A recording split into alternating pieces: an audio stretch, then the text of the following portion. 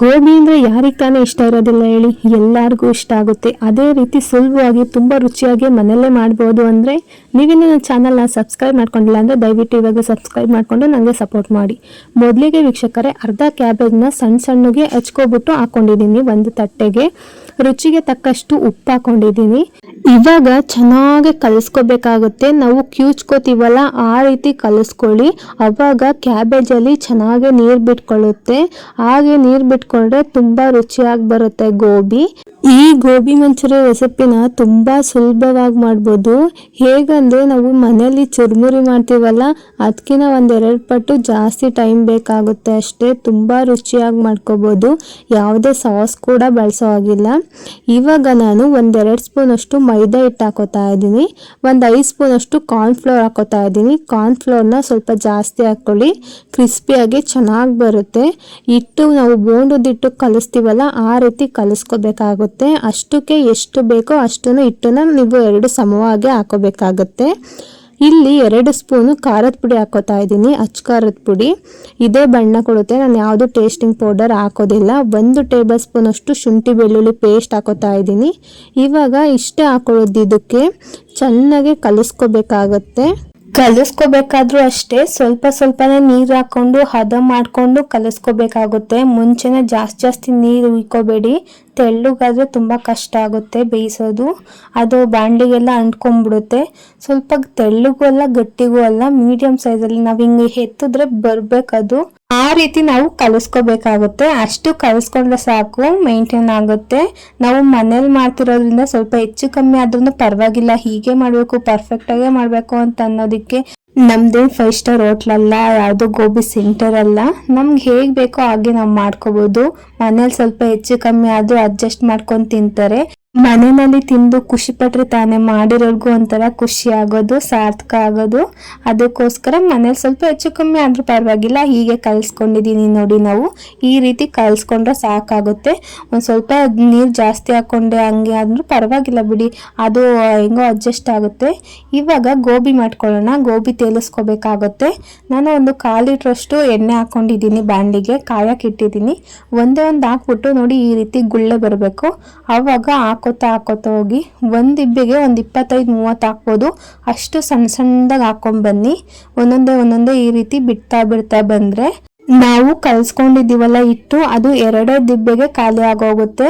1-2 ಸಲ ಎಣ್ಣೆಲಿ ಬಿಟ್ರೆ ಸಾಕು, ಹಾಗೆ ಹೋಗುತ್ತೆ. ತುಂಬಾ ರುಚಿಯಾಗಿ ಗರಿ ಅನ್ನೋ ತರ ಆಗುತ್ತೆ. ಲಾಸ್ಟಿಗೆ ನಾನು ತೋರಿಸ್ತೀನಿ ನೋಡಿ, ಅಷ್ಟು ಚೆನ್ನಾಗಿರುತ್ತೆ. ಬಾಣಲೆಯಲ್ಲಿ ಎಣ್ಣೆ ಸ್ವಲ್ಪ ಜಾಸ್ತಿನೇ ಇಟ್ಕೊಳ್ಳಿ. ಅದು ಗೋಬಿ ಎಲ್ಲ ಚೆನ್ನಾಗಿ ಬೇಯೋದಕ್ಕೆ ಸ್ವಲ್ಪ ಜಾಸ್ತಿ ಎಣ್ಣೆ ಬೇಕಾಗುತ್ತೆ. ಇಲ್ಲ ಅಂದರೆ ಇದು ಬಾಣಲಿಗೆಲ್ಲ ಅಂಟ್ಕೊಳ್ಳೋ ಥರ ಆಗುತ್ತೆ ನೋಡಿ. ಇವಾಗ ಸ್ವಲ್ಪ 1 ನಿಮಿಷ ಆದಮೇಲೆ ಗೋಬಿನ ಹಾಕಿ ಈ ಥರ ಎತ್ಕೊಳ್ಳಿ. ಸ್ವಲ್ಪ ಆ ಕಡೆ ಈ ಕಡೆ ಅಲ್ಲಾಡಿಸ್ಕೊಳ್ಳಿ. ಆಮೇಲೆ ಇನ್ನೊಂದು 2 ನಿಮಿಷ 3 ನಿಮಿಷ ಆದಮೇಲೆ ನೀಟಾಗಿ ಎಲ್ಲದನ್ನು ತಕ್ಕೊಬಿಡಿ, ನೀಟಾಗಿ ಉಲ್ಟಾ ಮಾಡ್ಕೊಬಿಡಿ. ಆವಾಗ ಫುಲ್ಲು ಬೆಂದೋಗುತ್ತೆ. ಒಂದು 5 ನಿಮಿಷದಲ್ಲಿ ಎಲ್ಲ ಗರಿ ಆಗಿ ಬೆಂದೋಗಿರುತ್ತೆ ನೋಡಿ. ನಾನು ಟೇಸ್ಟಿಂಗ್ ಪೌಡ್ರ್ ಆಗಲಿ ಬೇರೆ ಥರ ಯಾವುದು ಬಣ್ಣ ಬರೋ ಅಂಥದ್ದು ಏನೂ ಹಾಕಿಲ್ಲ. ಎಲ್ಲ ಬೀಟ್ರೂಟ್ ಜ್ಯೂಸು ಎಲ್ಲದೂ ಹಾಕ್ತಾರೆ. ಏನು ಹಾಕ್ತಲೇ ಎಷ್ಟು ಚೆನ್ನಾಗಿ ಬಣ್ಣ ಬಂದಿದೆ ಅಂತ. ಅದು ಒಂದು ನಾವು ಅಚ್ಚ ಖಾರದ ಪುಡಿ ಬರುತ್ತಲ್ಲ, ಅದನ್ನು 2 ಸ್ಪೂನ್ ಹಾಕೋಬಿಟ್ರೆ ಸಾಕು, ಚೆನ್ನಾಗಿ ಬಣ್ಣ ಬಂದಿರುತ್ತೆ. ಈ ರೀತಿ ನೋಡಿ, ಈ ರೀತಿ ಆದ್ರೆ ಸಾಕು, ಇಷ್ಟು ಬೆಂದ ಸಾಕು. ಇವಾಗ ಮಂಚೂರಿಗೆ ರೆಡಿ ಮಾಡ್ಕೊಳ್ಳೋಣ. ಈ ಗೋಬಿನ ಸೈಡಲ್ಲಿ ಇಟ್ಕೊಳ್ಳೋಣ. ಇವಾಗ ನೋಡಿ 1 ಸ್ಪೂನು ಕಾರ್ನ್ಫ್ಲವರ್ ಹಾಕ್ತಾ ಇದ್ದೀನಿ. ಅದಕ್ಕೆ ಎಷ್ಟು ನಿಮಗೆ ಯಾವ ಥರ ಬೇಕು ಗೋಬಿ ಅಂತ ನಿಮ್ಮ ಮೇಲೆ ಡಿಪೆಂಡ್ ಆಗುತ್ತೆ. ನಿಮಗೆ ಗಟ್ಟಿ ಥರ ಬೇಕು ಅಂತಂದರೆ ಗಟ್ಟಿ ಮಾಡ್ಕೊಳ್ಳಿ. ತೆಳ್ಳ ಬೇಕು ಅಂತ ಅಂದರೆ ಸ್ವಲ್ಪ ನೀರು ಜಾಸ್ತಿ ಹಾಕ್ಕೊಳ್ಳಿ. ಕ್ರೀಮಿ ಥರ ಬರುತ್ತೆ ಗೋಬಿ. ಆ ರೀತಿ ಬರೋಕ್ಕೆ ತೆಳ್ಳ ಮಾಡ್ಕೊಳ್ಳಿ. ನನಗೆ ತೆಳ್ಳ ಬೇಕು, ಅದಕ್ಕೆ ಇಷ್ಟು ನೀರನ್ನ ಹಾಕ್ಕೊಂಡಿದ್ದೀನಿ. ಅದು ಬಾಣಲಿನಲ್ಲೇ ಗೋಬಿನ ತೇಲಿಸ್ಕೊಂಡಿದ್ವಲ್ಲ, ಅದೇ ಬಾಣಲಿಲಿ ಎಣ್ಣೆ ತಕ್ಕೊಂಡು ಸ್ವಲ್ಪ 1-2 ಟೇಬಲ್ ಸ್ಪೂನ್ ಆಗೋಷ್ಟು ಎಣ್ಣೆ ಬಿಟ್ಟಿದ್ದೀನಿ ಬಾಣಲಿಯೊಳಗೇನೆ. ಇವಾಗ ಎಣ್ಣೆ ಕಾದಿದ್ದಾದ್ಮೇಲೆ ಕ್ಯಾಪ್ಸಿಕಮ್ಮು ಈರುಳ್ಳಿನ ಹಾಕೊಂಡು ಚೆನ್ನಾಗಿ ಫ್ರೈ ಮಾಡ್ಕೋಬೇಕಾಗುತ್ತೆ. ಈರುಳ್ಳಿ ಕ್ಯಾಪ್ಸಿಕಮ್ನ ಚೆನ್ನಾಗಿ ಫ್ರೈ ಮಾಡ್ಕೊಂಡಿದ್ದಾದ್ಮೇಲೆ 1 ಟೇಬಲ್ ಸ್ಪೂನು ಶುಂಠಿ ಬೆಳ್ಳುಳ್ಳಿ ಪೇಸ್ಟ್ ಹಾಕೋತಾ ಇದ್ದೀನಿ.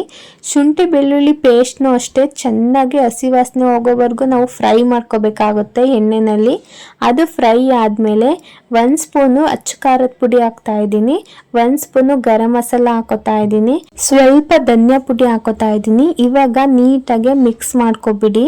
ನೀವು ಮೊದಲನೇ ಸಲ ಏನಾದರೂ ಮಾಡ್ತಿದ್ದೀರಾ ಅಂತಂದರೆ ಕಾರ್ನ್ಫ್ಲೋರ್ನ ಲಾಸ್ಟಿಗೆ ಹಾಕ್ಕೊಳ್ಳಿ. ಕಾರ್ನ್ಫ್ಲೋರ್ ನೀರಲ್ಲಿ ಕಲಸಿಟ್ಟಿದ್ವಲ್ಲ ಅದನ್ನು ಲಾಸ್ಟಿಗೆ ಹಾಕ್ಕೊಳ್ಳಿ. ಏನಾರ ನೀವು ಜಾಸ್ತಿ ಸಲ ಮಾಡಿದ್ದೀರಾ ಅನುಭವ ಐತೆ ಅಂತಂದರೆ ಅದನ್ನು ಮುಂಚೆನೇ ಹಾಕೋಗ್ಬಿಟ್ಟು ನೀಟಾಗಿ ಖಾರದ ಪುಡಿ ಸ್ಪೈಸಸ್ಗಳನ್ನೆಲ್ಲ ಆ್ಯಡ್ ಮಾಡ್ಕೋಬೋದು. ಇವಾಗ ರುಚಿಗೆ ತಕ್ಕಷ್ಟು ಉಪ್ಪು ಹಾಕೋತಾ ಇದ್ದೀನಿ. 1-2 ಟೇಬಲ್ ಸ್ಪೂನ್ ಅಷ್ಟು ಟೊಮೊಟೊ ಕೆಚಪ್ ಹಾಕೋತಾ ಇದ್ದೀನಿ. ನಿಮ್ಗೇನಾದರೂ ಕೆಚಪ್ಗಳನ್ನೆಲ್ಲ ತಿನ್ನೋದಕ್ಕೆ ಇಷ್ಟ ಆಗೋದಿಲ್ಲ ಅಂತಂದರೆ ಹಾಕೊಳ್ಳೋದಕ್ಕೆ ಹೋಗ್ಬಿಡಿ, ಹಾಗೆ ಸಖತ್ತಾಗಿರುತ್ತೆ. ಇವಾಗ ನೀಟಾಗಿ ಒಂದ್ಸಲ ಒಂದು ಕುದಿ ಬರೆಸ್ಕೊಳ್ಳಿ. ಅದು ಗಟ್ಟಿಗೆ ಕ್ರೀಮಿ ಥರ ಆಗುತ್ತೆ. ಅಲ್ಲಿವರೆಗೂ ನಾವು ಚೆನ್ನಾಗಿ ಸಣ್ಣ ಊರಿನಲ್ಲಿ ನೀಟಾಗಿ ಮಿಕ್ಸ್ ಮಾಡಿಕೊಂಡು ಕುದಿ ತರಿಸ್ಕೋಬೇಕಾಗುತ್ತೆ. ನೋಡಿ ಇವಾಗ ಎಷ್ಟು ಗಟ್ಟಿ ಆಗ್ತಾ ಇದೆ ಅಂತ. ಈ ರೀತಿ ಆದಮೇಲೆ ನಾವು ಗೋಬಿನ ತೇಲಿಸ್ಕೊಂಡಿದ್ವಲ್ಲ ಅದನ್ನು ಆ್ಯಡ್ ಮಾಡ್ಕೊಳ್ಳೋಣ. ನಿಮಗೆ ಇನ್ನೂ ಗಟ್ಟಿ ಬೇಕು ಅಂತಂದರೆ ಇನ್ನೂ ಸ್ವಲ್ಪ ಹೊತ್ತು ಕುದಿಸ್ಕೊಳ್ಳಿ. ನನಗೆ ಕ್ರೀಮಿ ಥರ ಜೆಲ್ ಥರ ಇರಬೇಕು, ಅದಕ್ಕೋಸ್ಕರ ಈ ರೀತಿನೇ ಕುದಿಸ್ಕೊಬಿಟ್ಟು ಬೇಗ ಹಾಕೋತಾ ಇದ್ದೀನಿ. ನಿಮಗೆ ಯಾವ ಥರ ಲೈಕ್ ಆಗುತ್ತೆ ಆ ರೀತಿ ಮಾಡಿ.